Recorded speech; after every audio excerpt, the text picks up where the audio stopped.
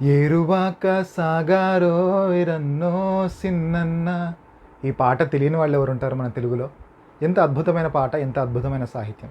అయితే ఈ పాట రాసింది కొసరాజు గారు. సినిమా పేరు రోజులు మారాయి. అయితే ఈ పాట మొత్తంలో అద్భుతమైన సాహిత్యమే, కానీ ఒక పదం మాత్రం నాకు చాలా ఆసక్తికరంగా అనిపించింది. అదేంటంటే వరద గుడి. ఇందులో లైన్స్ ఉంటాయి రెండు. పడమట దిక్కున వరద గుడేసే, ఉరుముల మెరుపుల వానలు గురిసే అంటారు. ఇక్కడ వరద గుడి అంటే అర్థం ఏంటో తెలుసా? చంద్రుడి చుట్టూ ఏర్పడే ఒక గుడి, అంటే గుండ్రటి ఒక సర్కిల్ అనమాట. సో చంద్రుడి చుట్టూ ఒక సర్కిల్ ఏర్పడినప్పుడు వర్షానికి సూచన అది.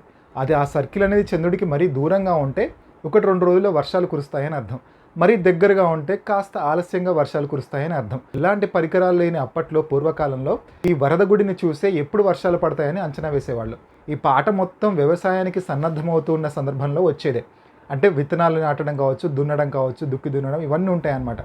సో ఈ ప్రాసెస్ మొత్తంలో పడమట దిక్కున వరద గుడేసింది, ఇక ఉరుముల మెరుపులతో కూడిన వానలు కురుస్తాయి, ఇక మనం ఏరువాక సాగదాం అని చెప్పేసి వచ్చే సందర్భం అన్నమాట ఆ పాట. సో ఈ వరద గుడి అనే పదానికి ఇంత అర్థం ఉందన్నమాట. కొసరాజు గారు ఇంత అద్భుతంగా దీని పాటలోని సాహిత్యం అందించారు.